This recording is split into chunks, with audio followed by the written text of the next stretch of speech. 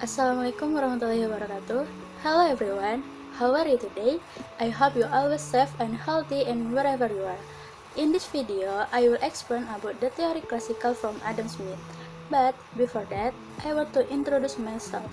Hello, I am Mimi Mahrita from Education Economic Major with identity number 1905385, and this video to fulfill an assignment from the History of Economic Thought course.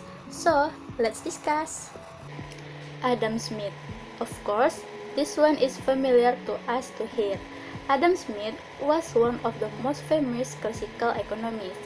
Well, before we go into more about Adam Smith and his economic theory, let's first introduce these figures. John Adam Smith was a Scottish philosopher who pioneered modern economics.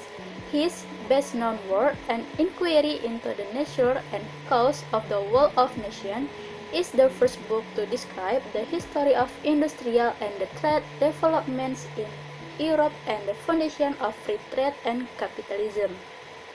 Adam Smith was also one of the pioneers of the economic system of capitalism. The economic system emerged in the 19th century in Western Europe, and in the 18th century it began to be famous there. Adam Smith is widely known for his laissez-faire economic theory, which announced the association in 18th century Europe. Smith believed in the right to influence one's own economic progress freely without being controlled by association and or the state. This theory came to proto-industrialization in Europe and turned the majority of the Europa region into free trade area, making it possible for entrepreneurs.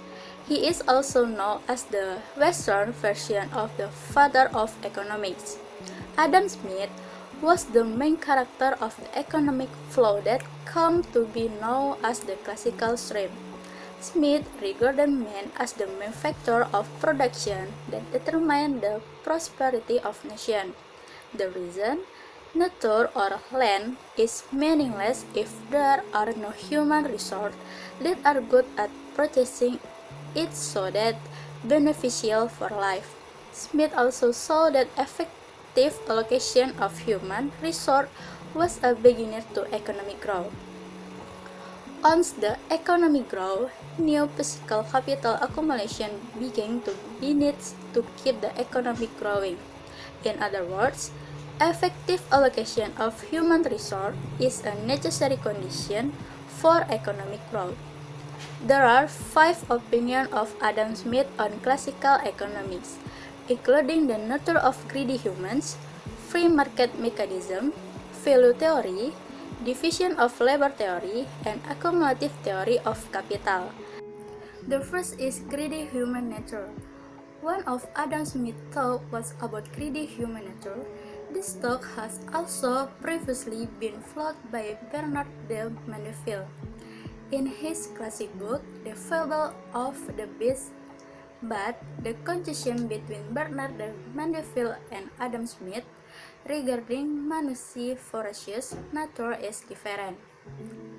Bernard de Mandeville considered that the greedy nature of humans who are always more selfish will have a negative socio-economic impact on society.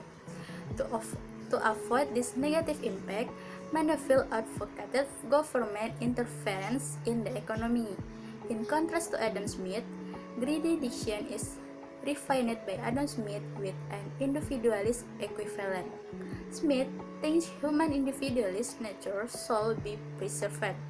That's what will spur him to feel he has to go forward and be a winner in the competition. Individualists are not equal to selfishness, although but are equally selfish. The implications are selfish without regard to others, while individualists force attention to the interests of others. Because Smith suspects that the road to hell is paved with good intention. Smith is not anti-human egoist. instinct, assuming it will spur economic growth and overall development. Smith argues that the selfish attitude of men will not cause harm and damage society as long as there is free competition. According to his further explanation, anyone who wants profit in the long run will never raise the price above the market price level. Second is free market mechanism. There are similarities in Adam Smith's rationale with those who adhere to the psychiatric school. Adam Smith want the government to minimize its interference in market. For Adam Smith, the existence of a government in the market mechanism will not make the market better and control. On the contrary, with government intervention, the economy will not get better. Adam Smith believed in invisible hands. This invisible hand will take the economy in a more balanced direction. Smith argues that by giving everyone the freedom to produce and exchange goods at will, or say free trade, as well as opening market to domestic and foreign competition, human self-interest will enhance welfare even greater than with strict government regulation. Smith believed humans ultimately promote the public interest through their daily economic choice. People in general, indeed, don't intend to promote the public interest or know how much they promote.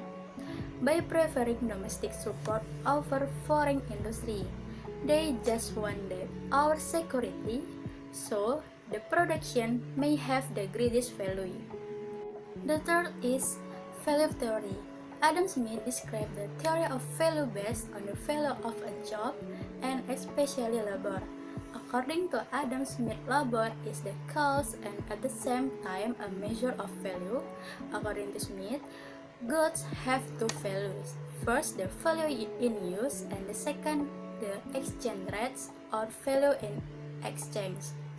Useful value, which is a way to assess an item at a price through the usefulness of the item in everyday life. And exchange rate is a way to assess the price of item determined by the amount of energy required to produce an item.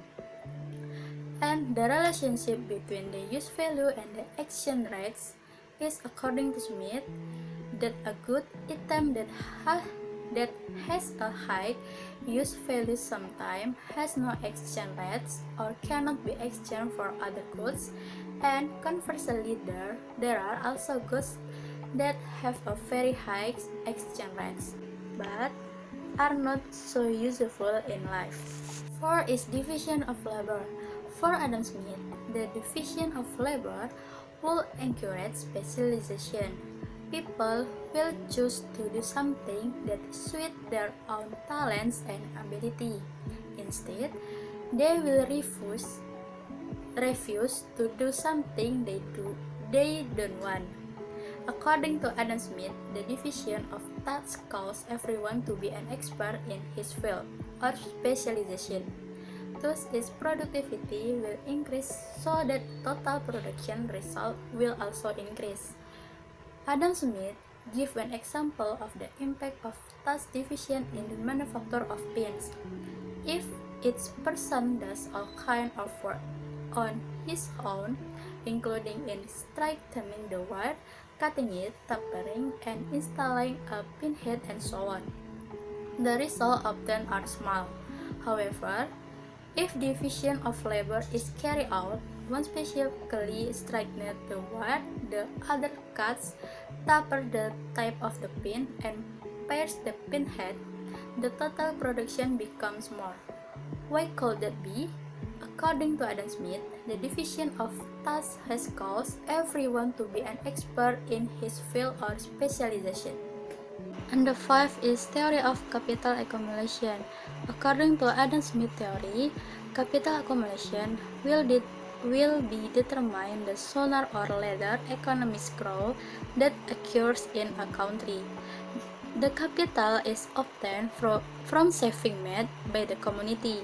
By accumulating capital generated from saving, economic actors can invest it into the real sector in an effort to increase its acceptance. Adam Smith explained that the best way to improve well-being is to make investment, namely buy more sophisticated machine and equipment. Therefore, labor productivity will increase. This increase in labor productivity will increase the company production as well. If all companies do the same, the national output, namely the welfare of the community, will increase. And next material about the influence of Adam Smith.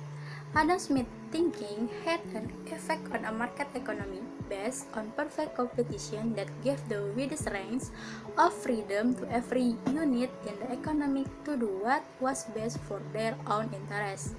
The teaching on liberal economics also marks a revolutionary change in economic thought. Since the Adam Smith era, individual interests take precedence, but also do not oversize state affairs. The influence of Adam Smith's view and thought was vast. It can be said that almost all discussions in the economic court are associated with almost all discussions in the field of economics associated with Adam Smith's view. And the last material about the Adam Smith or Nabi Muhammad. The invisible hands theory put forward by Adam Smith is strongly suspect to be derived from Islamic theory. According to this theory, the market will be governed by invisible hands. The price of goods sold not be set by the government because it depends on the law of demand. The Prophet, peace be upon him, did not set the price. This indicates that the price provision is left to a natural market mechanism. The Prophet rejected the offer to set a price and said the price in the market shall not be set because Allah determines it. The Prophet's word contained the understanding that the market price was in accordance with Allah will or the law of supply and demand. Invisible hands, however, adopt the hadith of the Prophet, which explain that Allah is the one who determines the price. Isn't this concept of hands more accurately said to be hands? However, Islamic economics still provides opportunities under certain conditions to intervene in price intervention if trades carry out monopoly and fraud that suppress and harm consumers.